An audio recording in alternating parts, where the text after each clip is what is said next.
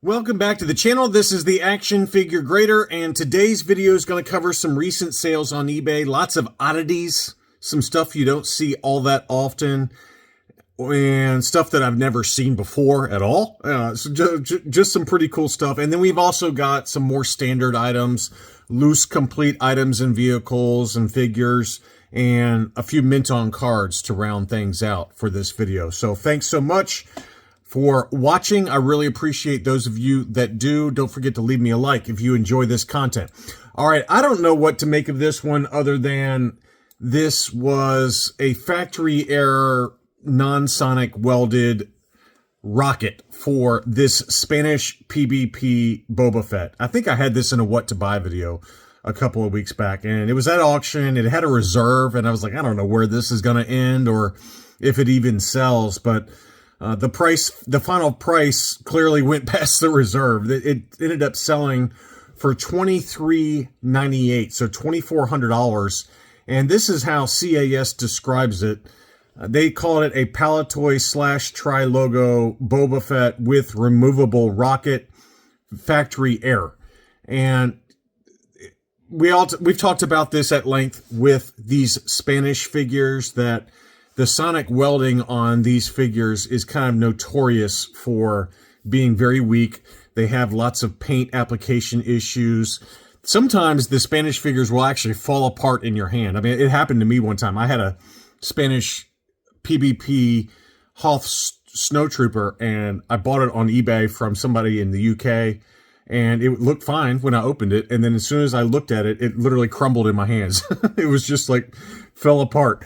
So that does happen quite a bit. And UKG and I think CAS will grade those weak weld figures. They usually just slap a 70 grade on it and say weak weld.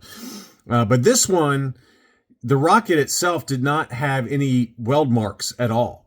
So they labeled it removable rocket, which is pretty cool. And that's why it got the price it did. If it had just been a weak weld, it would say that here. It'd probably say weak weld, removable rock, weak weld rocket. And the rocket, the weld on it was not strong enough to stay in the backpack. But when they say removable rocket, I mean, I take that to say that the weld on it was never present at all.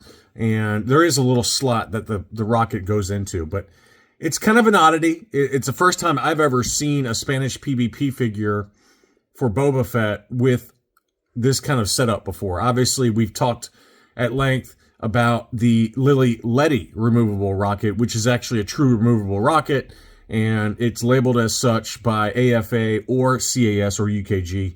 And those are very pricey. Those are very expensive. Those can go for $10,000 plus in high grade. But for a Spanish PBP removable rocket, it's pretty cool. And the price point is a lot cheaper. I mean, it's about 25% of what a CAS 80 Lily Letty version would go for. So anyway, I thought it was an interesting sale, and clearly the market wanted it. So it did finally sell at $23.98 in an auction. Another oddity that I've seen before, I think I've seen one of these graded by UKG before. It might have been Muffin Man or maybe Treasures from the Attic that had one of these. But this is called the Golden Dome First 12 R2-D2. And I personally think it's a degradation of the vac metallized head. It didn't come like this originally, is my guess. But it is a Hong Kong COO. And you can see very clearly it's kind of a golden finish to R2-D2's dome. And, is that something that came out of the factory like that, or is that just kind of a degradation process? It's a really clean figure. I mean, look how clean the sticker is on it and everything. And they do go for a lot of money. The last one I remember seeing sell was a UKG graded one, and it sold for huge money. It was sold for about 3x this price, 2 or 3x this price. So I didn't know where this one was going to end up. Somebody asked me, and I thought it was going to go for over 300. But I kind of equate it to like the green limbs Chewbacca, where if you got the green, that degrades really uniformly on the figure. Or I consider it to be like the orange cape squid head, where the orange is really the degraded brown cape has gone to like a very uniform orange color. People pay big money for it. And it's kind of like that. But I thought this one would go for more than what it ended up going for at $132.50. I don't know if people just didn't see it or what, but great deal for somebody there. I thought that was a really good deal. Here is a Red Bar R5D4, which we all know is very pricey, but this one is in really rough shape. Whoever bought this, I really hope that they grade it. I think it would be hilarious. You'd have like a AFA 10 Red Bar, and it'd probably be the only one on the population report. But this one is a Red Bar R5. You can see the little red bar on the left-hand side of the sticker there. That's what makes this one so desirable. Obviously, you'd like to see it in better shape than this. This Red Bar R5D4 was not treated very well by the Jawas before trying to be sold to Uncle Owen. I mean, this one's in rough shape. And it sold for $157.50, which is actually, I don't think that's a terrible deal for what it is. But I hope whoever buys it does grade it. That would be hilarious. So that one sold. Another weird R5D4 was this one. So this was an AFA 60, and it was labeled on the AFA label misaligned print on the sticker. So you can see right here how everything was misaligned for the sticker. I just thought this was an incredibly cool factory error for the sticker for R5. The black print is misaligned with the colored portion of the sticker, and everything's just a little bit off kilter. The closest thing that I've seen to this was a misaligned chest apparatus paint job on a Spanish PBP Darth Vader that I had. I had one of those. It was graded by UKG. Is this really a 60? That seems like a really harsh score to me. Sometimes AFA with errors like this or unpainted errors, things like that, they'll automatically just slap a low grade on it. So to me, that seems a little harsh. There is some scuffing and things like that to the head of the figure, but I don't know if that's really a 60. To me, that's probably a little bit harsh of a score there. But anyway, it had a starting bid of $500. I didn't know if this was going to sell or not, but I just thought it was such a cool error. And it did end up selling. So one bid at $500 for an AFA 60 factory error sticker R5D4. And then on the other end of the spectrum, we had a UKG 90 for Princess Leia. And this one did sell for huge money. It sold for 591 pounds in an auction, which is $778. Big, big number there. And that one was a beautiful figure. Now, is it really a 90? I would argue that it's probably not. If you look at the flesh color paint applications, it goes over her wrists and onto the blouse. And there is also a spot, a little tiny spot on her left wrist there. So I'm being picky, but I think you should be picky when you're looking at gold level 90s.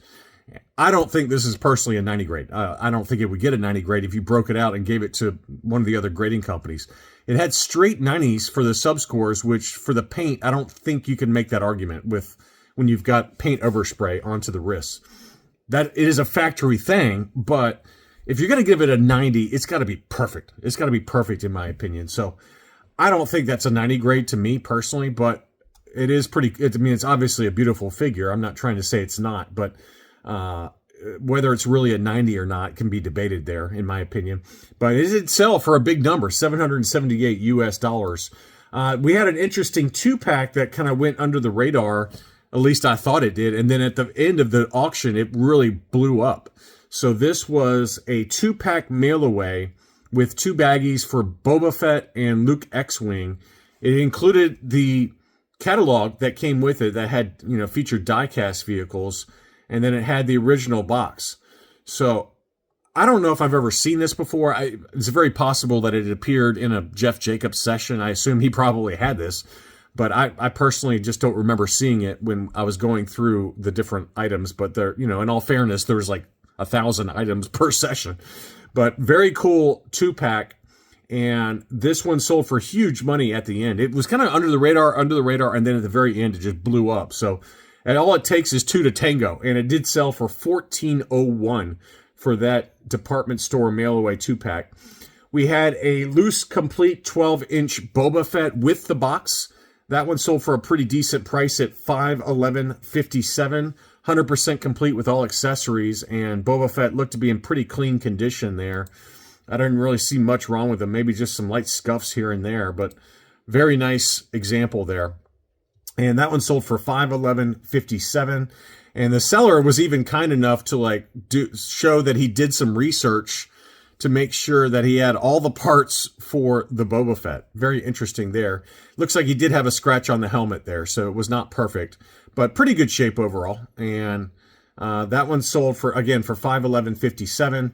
We had a loose, complete, 100% working radio-controlled Jawa Sandcrawler. That one sold for $635. That's probably the lowest price I've seen in a while for a Jawa Sandcrawler in working condition and complete. So great deal there.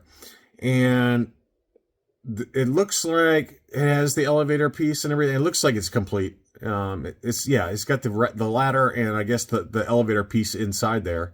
So I'm assuming it was complete as advertised, and $635 seems like a pretty good deal there. On to some mint on cards. Toy Scout had a number of items. I just included a few towards the end, and then this 12-back Sand People was in pretty great shape overall. Punched example, no price sticker, probably in about 80 grade condition, or 80 plus, somewhere in that ballpark.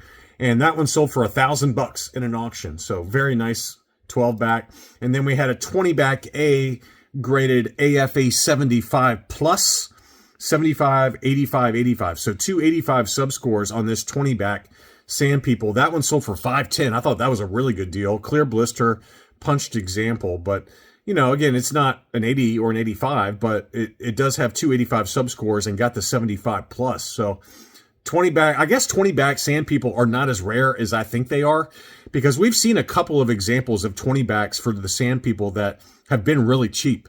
And I guess when I was buying mint on cards, I just never saw it. I mean, I'm not saying I would have ever bought one, but it just didn't seem like it came up that much. But lately they have been coming up, and they have not been very expensive. So I guess they're not that rare. Here was a Luke X-Wing on a 21-back. Pretty decent shape overall. One little litho tear in the lower left-hand corner, but clear blister, probably I would argue, I'm guessing a 75. It had a little bit of issues at the top of the card as well on the left-hand side. 2 price stickers, and that one sold for $1026 in an auction. So pretty healthy number, really, considering it was about a 75 grade at best. So mainly because of the card damage. And then this seller, JFK Solver, we've talked about him a lot. They've had some really nice items at auction. 12-back B, small head, archival case, AFA 75. Punched example, that sold for $911.77. That seems like a really good deal for a 12-back B. And that one did have some frosting on the head, as he was kind enough to show there. So that held the price back a little bit. And then he had a 12-back B, AFA 80, Death Squad Commander. That Death Squad Commander is another one that typically does get frosting on the head and then on the gloves or the boots. This one I don't think really has anything, maybe on the head there. It's very light if it is. But AFA 80, straight 80 subscores. That one sold for $910, which is kind of in line with what I would have expected there. Here's a nice close-up there. It looks like it might have a little bit of frosting going on the head there, but pretty minor, really. Again, punched example, no price sticker on him. And his Luke Bespins really sold for, I would argue, under fair market value. I don't know why these sold so cheap, but you got the walking photo 31-back B for Luke Bespin, AFA 75. It sold for $511, which is a great deal. 80, 75, 85, so 2 high subscores. And, the blister admittedly did have some major dings on the top, which takes away from it aesthetically. And obviously the Toys R Us price sticker also takes away from it aesthetically, but still, $511 is a good deal. And this one also went super cheap. This was a 32-back B CAS 80, and that one sold for $729. That is a good deal for an unpunched example, admittedly with some kind of damage there at the top of the hang tab, but man, that's a great deal. $729 for that. And then this one was the Yoda. I wasn't sure where this was going to end up, but this was a True Clear Blister 77-back A, not a made in Mexico. And it was Clear Blister AFA 85. I really thought it would go higher than this. It was 85, 85, 90 sub scores. I thought this would go $1,200 easily. It was punched, so, you know, I can understand how that could hold it back a little bit. But when's the last time you've seen a true clear blister 77 back Yoda? I mean, they were almost always yellow, almost always. And that was a beauty. And I would argue on Hakes, this would have gone way higher than what it did. But again, maybe because it was punched, it held it back a little bit. But no price sticker on that one. AFA 85 for 1036. Quite honestly, I would have paid up to 1200 or more for that. And I'm pretty cheap. I usually pay less than fair market value. So 1036 was a good deal. This one went a little higher than I expected. It feels like Luke Jedis in general have come down a lot in price. We've seen consistently ungraded examples go for that 350 to 400 range, but this one did sell for 510 in an auction. And that one was unpunched, probably in about 75 plus condition, mainly because of that crease on the right-hand side. Maybe it gets an 80. It's on the borderline between a 75 plus and an 80. Yellow blister for 510. So pretty healthy number there. And then going back to Toy Scout, they had this true clear, I think it looks like a true clear blister for 8D8. And so that one sold for a pretty decent amount at $255. Might be starting to slightly yellow. I don't know. It looks clear to me though. Maybe in the upper left there, you can see it's starting to maybe slightly yellow there. But that's about as close to a clear. I mean, the inner tray on that one is crystal clear. So that is a beauty. And I can understand why someone paid up for that. And then they had this really rough, budget-friendly yak face. And even in this condition, it sold for $936. And it was a fully sealed example, but the blister and the card were obviously very rough. But this one did sell for $936 at auction. Pretty wild to see that. And then Corral Electronics memory cards had this AFA 75 Power of the Force R2-D2 pop-up lightsaber. It had some kind of sticker residue in the upper right-hand corner, which held the price back, and then a crease above the hang tab there. But it was unpunched, 75 grade, which is what I would have given it as well. I think it's fairly graded. And that one sold for $979, which I think is a pretty fair deal for what that is. And then finally, we had a loose, complete Tatooine skiff from the Power of the Force line in working condition, and that one sold for $669, which is again a fairly cheap price given where these usually go. These kind of usually go $800 to $900, but that one did sell for $669 plus $35 shipping at auction. So let's call that about $700. Anyway, I hope you enjoyed this look at kind of a nice wide range of different items, including some kind of off the wall or, you know, first time I've ever seen type of items on eBay. Thanks again for watching, and I'll be back soon.